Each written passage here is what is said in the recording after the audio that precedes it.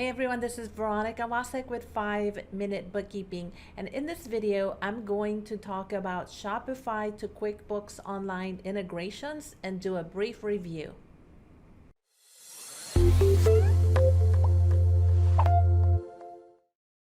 Shopify to QuickBooks Online integrations, there's a lot to think about, and this is an area where I see most of my e-commerce clients struggle with because they're trying to find an integration, at least something that's easy to bring data over from Shopify into QuickBooks, but unfortunately, in many cases, it just causes more problems. So let's go ahead and take a look first at some of the things that you need to think about in integrating Shopify with QuickBooks Online, and then we'll talk about some integration apps.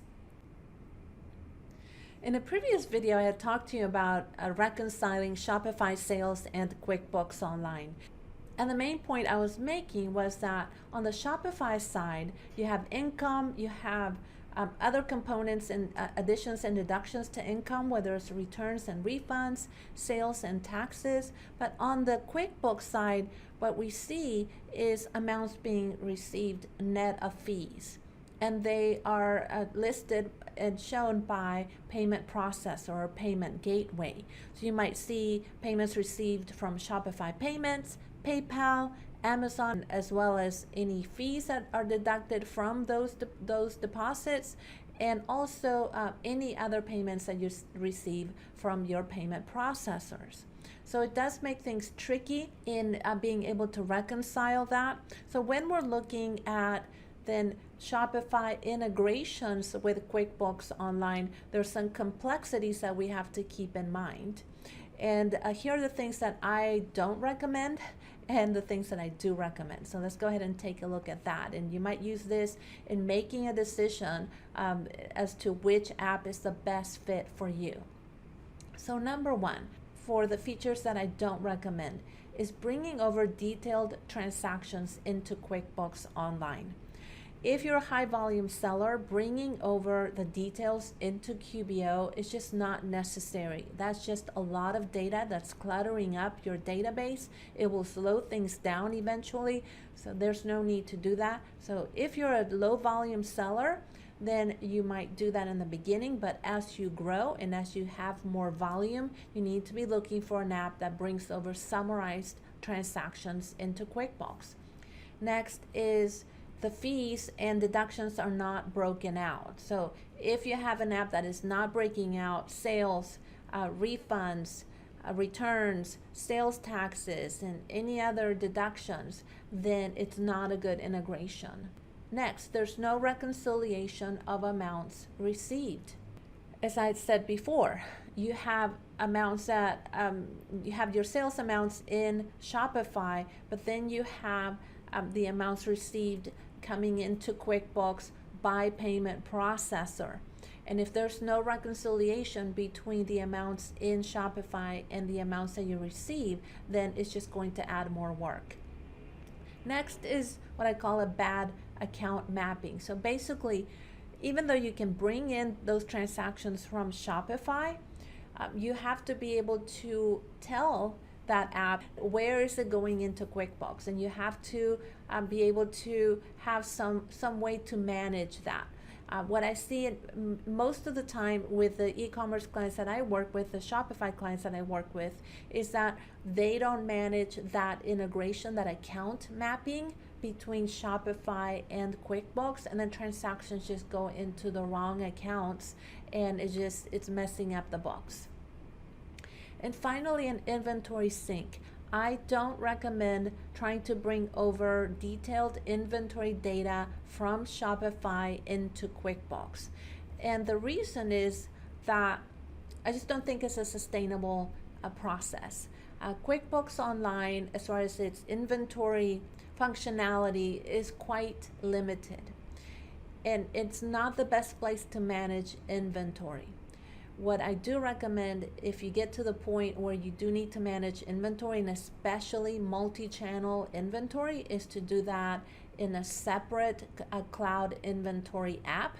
And there are ways to update inventory totals into QuickBooks. You don't have to bring in all the data to do that. Now on this side, as far as the things that yes, we want this integration to do. So I said before, summarized totals into QuickBooks, breaking out fees and deductions, reconciliation of amounts received. That's a big one of, again, what's happening in Shopify and what am I receiving in QuickBooks. They're not the same amounts, and those need to be reconciled. And then having amounts mapped to the correct accounts in QuickBooks Online. Let's take a look at some apps that integrate Shopify and QBO and take a look and see what they do. Bold is one of the most popular apps that Shopify users use when integrating QuickBooks Online and Shopify. But it does have its limitations. And even though it does have an automatic daily import, it does bring over full order details, which, as I said before, we don't necessarily want if you're a high volume seller. And it also will sync over your products into QuickBooks. And again, I have said I don't recommend trying to track inventory at a detailed level in QuickBooks Online.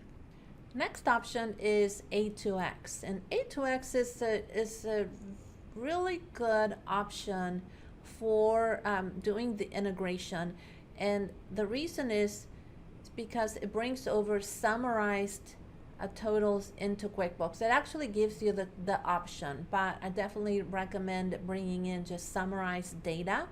And also it reconciles perfectly to the penny the amounts received from Shopify payments.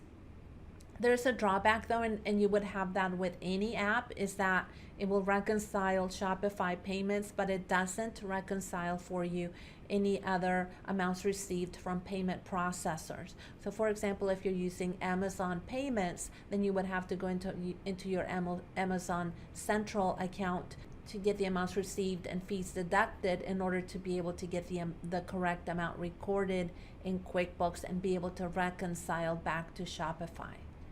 Next is Webgility, and Webgility is a more robust solution, and in fact it's not just connecting QuickBooks and Shopify, it connects several other channels together to QuickBooks. So if you're a multi-channel seller, if you're selling online, on your website, on Amazon, on Shopify, this might be a more robust solution for you.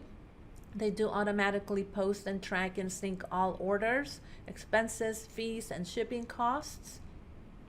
You have the option of posting summarized data, whether on a monthly, weekly, or daily basis. And you have the ability to select by store or by groups of orders, or to post as a batch. They do provide some tax compliance.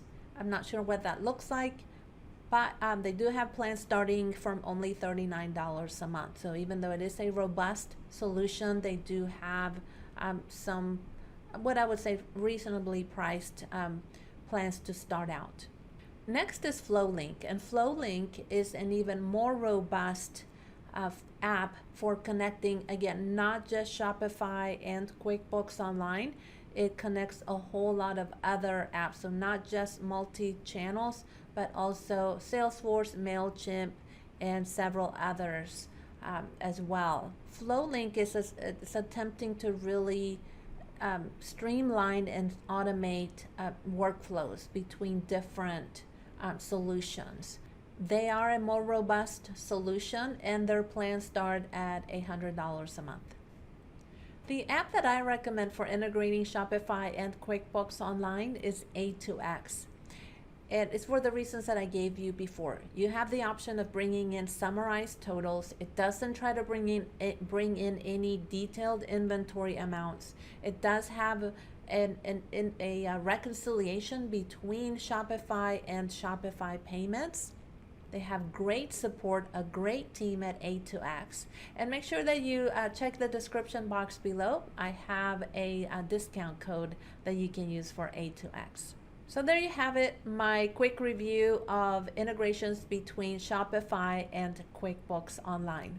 I'm Veronica Wasek with 5-Minute Bookkeeping. Make sure that you check the description box below for my free resources and the link to join my Facebook community. If this content is helping you, make sure that you comment, like, share, and subscribe to this channel so you can get all of my latest videos.